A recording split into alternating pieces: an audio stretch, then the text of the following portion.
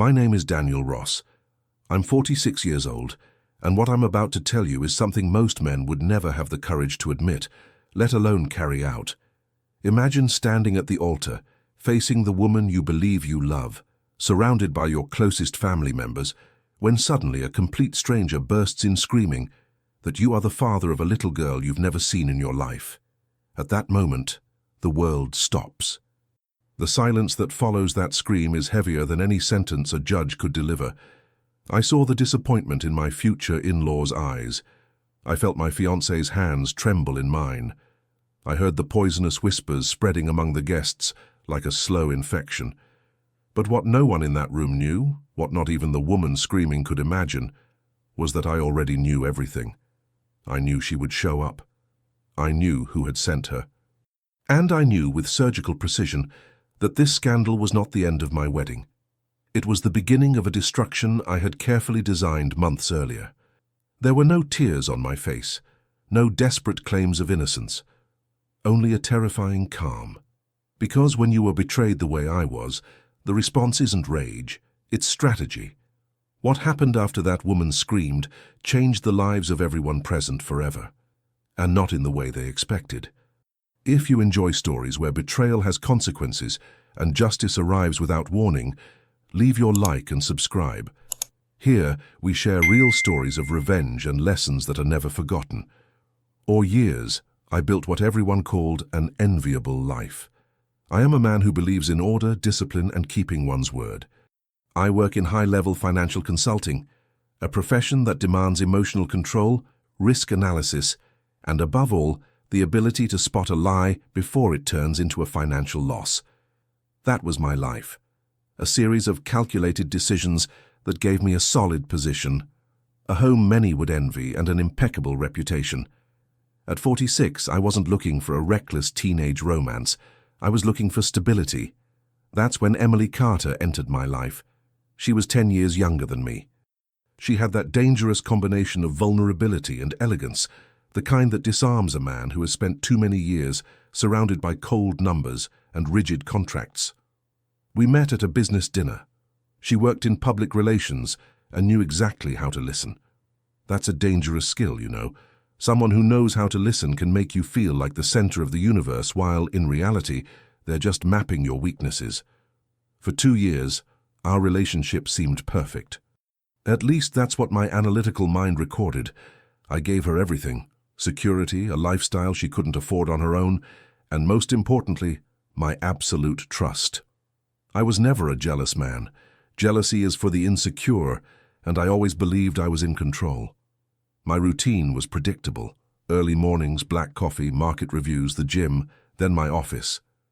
Emily was always there, with a smile, with a small gesture, with presence. She blended into my life so naturally that I stopped seeing her as a partner and started seeing her as an extension of my own well-being. My friends told me I was a lucky man.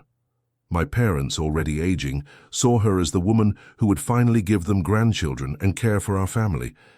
Emotionally, everything felt peaceful, almost monotonous. We were at the top. We decided to get married, not out of impulse, but because it felt like the logical next step. I bought the finest ring I could find, planned a celebration that cost a small fortune, and prepared myself to seal a lifelong pact. At that moment, I felt invincible.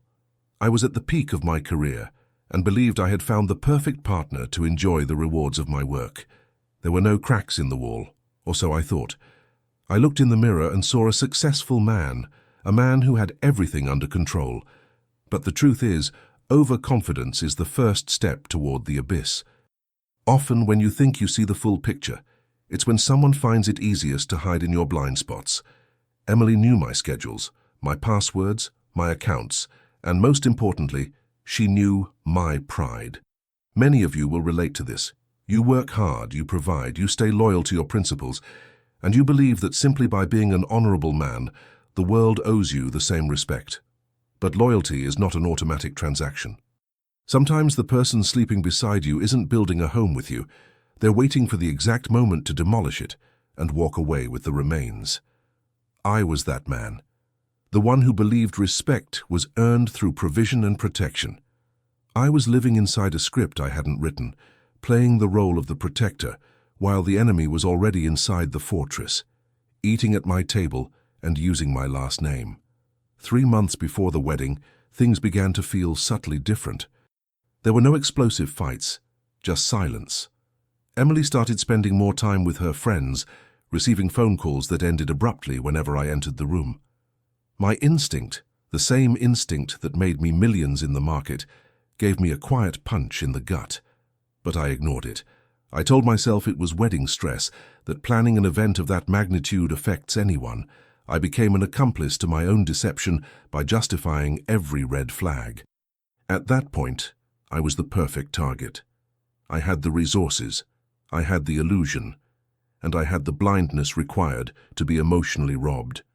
I was so focused on us that I stopped observing her. That's a mistake I will never make again. The calm before the storm is real, and in my case that calm was a dream wedding approaching while the foundations of my reality were already rotten.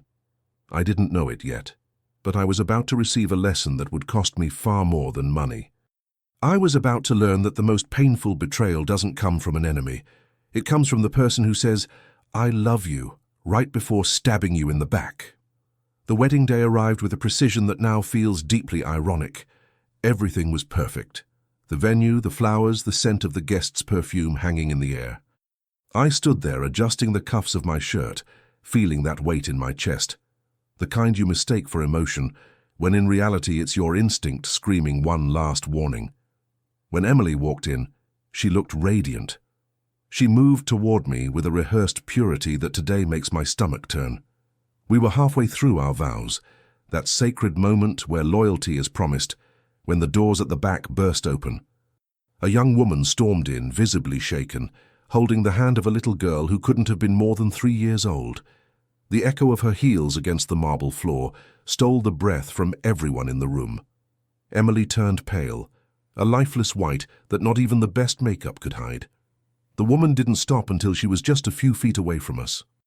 Then she screamed, with a rage that felt practiced but devastatingly effective. You're standing here celebrating while your daughter has nothing. Tell them you're her father. Tell your wife how you abandoned us." The silence that followed was absolute. I felt hundreds of eyes burning into my back. My father-in-law stepped forward, his face red with fury. Whispers erupted among the guests. Emily, in a performance worthy of an award, dropped my hand as if it had burned her and covered her mouth, sobbing. She looked at me with such profound disappointment that for a brief second I almost doubted my own memory. "Daniel, tell me this isn't true," she whispered, just loud enough for the first rows to hear. At that moment, my mind turned to ice. I didn't feel the urge to scream. I didn't feel the urge to cry. What I felt was brutal clarity. I studied the woman who was screaming. Her shoes were expensive, far too expensive for someone claiming to be destitute. I looked at the child who stared at Emily with a familiarity that shouldn't have existed. And then I looked at my best friend, Adrian Miller, seated to my right, his face buried in his hands, pretending to be ashamed. The humiliation was total. My father-in-law approached me, and without saying another word, spat an insult before ordering his family to leave. Emily ran out, surrounded by her bridesmaids, while the woman behind the scandal kept screaming obscenities. I was left alone at the altar. Well, not entirely alone. I was surrounded by scattered flowers and the contempt of the few people who hadn't yet walked out.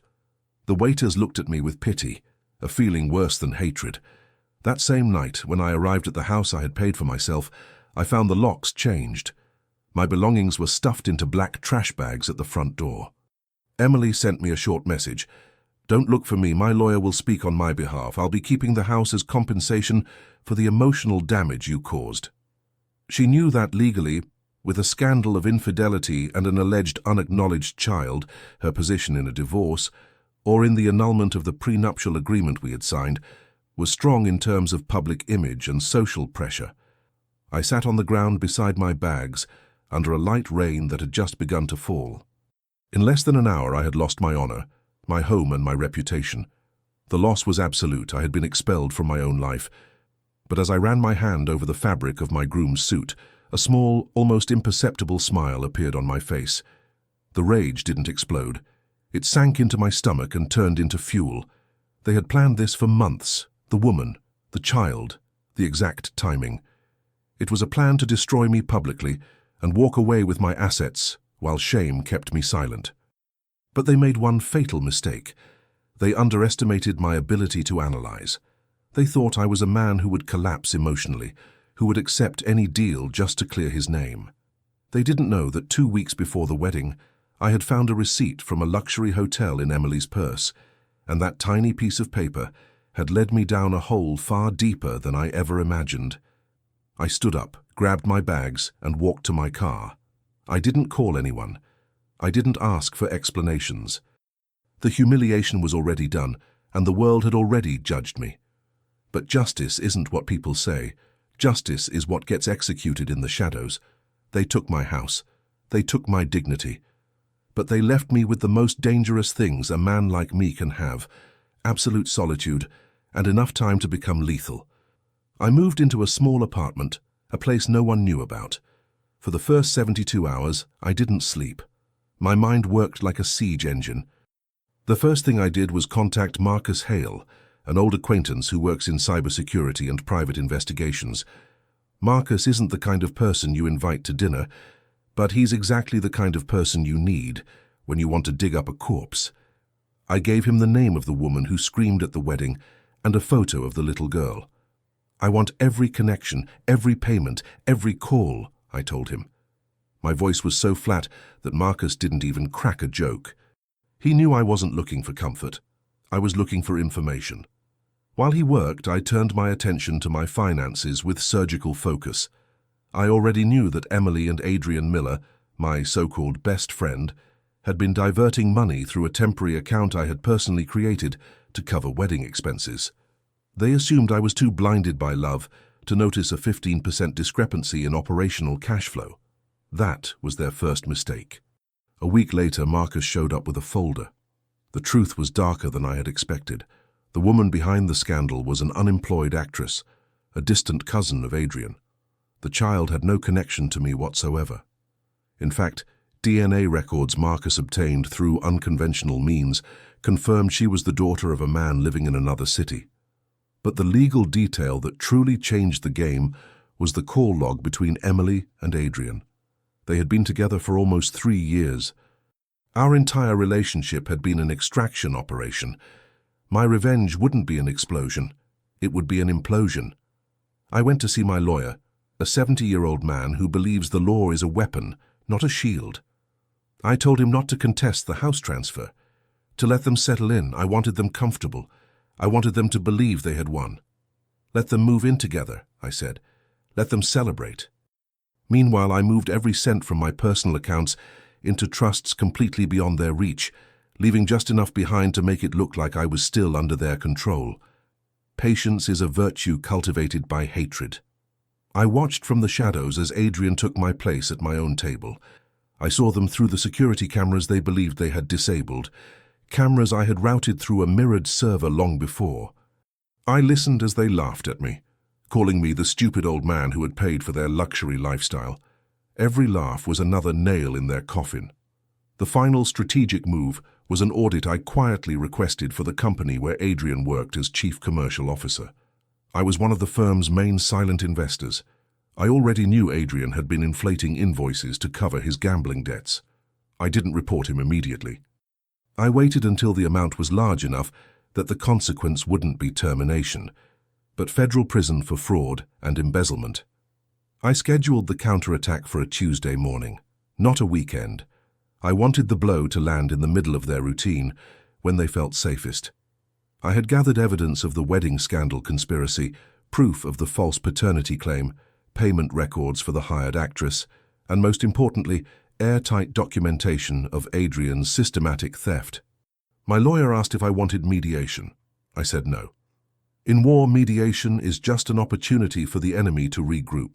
I didn't want them regrouping. I wanted them erased. I made sure every document was notarized, every recording backed up, and every escape route sealed shut. Emily believed she would keep my house as compensation for emotional damage. I was about to prove that the only moral damage here was her existence, and the price she would pay would be far higher than any property. Revenge is a dish best served cold, and I was about to serve it below freezing. The day arrived, there were no screams, no chases. When destruction is executed properly, it's silent. At 8 in the morning, while Emily and Adrian were having coffee on the terrace of the house they still believed was theirs, a team of auditors and law enforcement officers knocked on the door. I was parked just a few meters away inside my car, watching everything unfold on a tablet connected to the security cameras. The look on Adrian's face when he was served the arrest warrant for fraud and embezzlement was a work of art. His skin turned ash grey. He tried to make a phone call, but my lawyer had already frozen his accounts and alerted the company's board of directors. In that world, once you smell like a corpse, no one answers your calls. As they handcuffed him, Emily started screaming, demanding respect, insisting that the house was hers. That's when my lawyer handed her the notice of immediate eviction, along with a lawsuit for procedural fraud and extortion. I stepped out of the car and walked toward them with the calm of a man who has all the time in the world. I didn't say a word. I stopped in front of Emily. She looked at me with pure hatred, but also with a fear I had never seen in her before. "Daniel, we can talk," she stammered. I simply handed her an envelope. Inside were the photos of her with Adrian from before she ever met me, the contract she had signed with the actress from the wedding, and the payment receipt transferred from the same temporary account I had created for wedding expenses. I watched her collapse. Her knees gave out completely. The woman who had planned to humiliate me in front of my parents and friends was now on the ground, crying on the pavement I had paid for. Adrian was pushed into the patrol car without even looking back at her. Among criminals, loyalty disappears the moment the ship starts sinking. But the climax of my plan didn't end there. I had already sent the entire file to their contacts, their families, and the local media outlets that had covered the wedding scandal. The truth didn't just leave them homeless, it branded them. In less than 2 hours, Emily went from being the betrayed victim to the most despised con artist in her social circle. Her suitcases, the same ones she had used months earlier to dump my clothes onto the sidewalk, were now dragged outside by officers. I felt a cold satisfaction watching her try to gather her belongings while passers-by pointed at her. The irony was perfect. She tried to weaponize public shame against me and ended up being consumed by that very fire. There was no forgiveness, not even when she tried to cling to my legs, begging for mercy. I stepped back in disgust, like someone avoiding mud on a clean pair of shoes. By noon, the house was empty. Adrian was on his way to a cell he wouldn't leave for many years, given the scale of the financial crimes. Emily was left with no money, no reputation, and a criminal case that would follow her for life. I walked into my house, poured myself a glass of water, and sat down in absolute silence. I had reclaimed my walls, but more importantly, I had reclaimed control of the board. Justice didn't fall from the sky. It came from my desk, from my patience, and from my ability to feel nothing while I crushed them. Months after that day, the house feels different. There are no echoes of fake laughter anymore, no trace of that perfume that once fooled me. Many people asked if it was worth spending so much time and resources destroying 2 people who were no longer part of my life. My answer is always silence. People confuse forgiveness with weakness and revenge with hatred. For me, this wasn't hatred. It was a market correction. I removed a rotten asset from my system before it could drag my entire structure down. Adrian is still serving his sentence. I've heard his family had to sell what little they owned to pay lawyers who were powerless against the mountain of evidence I built. Emily vanished from the social map. I was told she now lives in a run-down apartment on the outskirts of the city, working jobs she would have never accepted back when she slept on silk sheets. Sometimes fate doesn't need to be pushed, but a small push in the right direction ensures the fall is final. I don't feel like a happy man, but I do feel like a man at peace. Happiness is volatile, peace is a state of order. I've returned to my routine, black coffee, the markets, the cold certainty of numbers. I've learned that trust is a luxury an intelligent man can't afford twice at the same intensity. Now, when I look someone in the eyes, I don't search for connection, I search for inconsistencies. That's the price of wisdom, I suppose.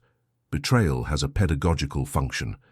It teaches you that the world isn't what you were told it was. It's what you allow it to be. If you let yourself be stepped on, the world will treat you like a rug. If you respond with logic and moral justice, the world learns to respect you, or at least to fear you. I don't seek reconciliation or happy endings. Happy endings are for children's stories, and I stopped being one a long time ago. Real life is about consequences.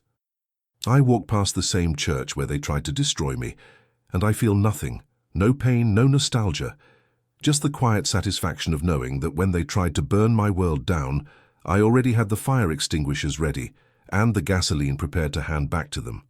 Sometimes the best revenge isn't revenge at all. It's watching life collect its debts. If this story felt as intense to you as it was for me to live it, leave your like and tell me in the comments what you would have done. And if you're not subscribed yet, turn on the bell so you don't miss the next stories.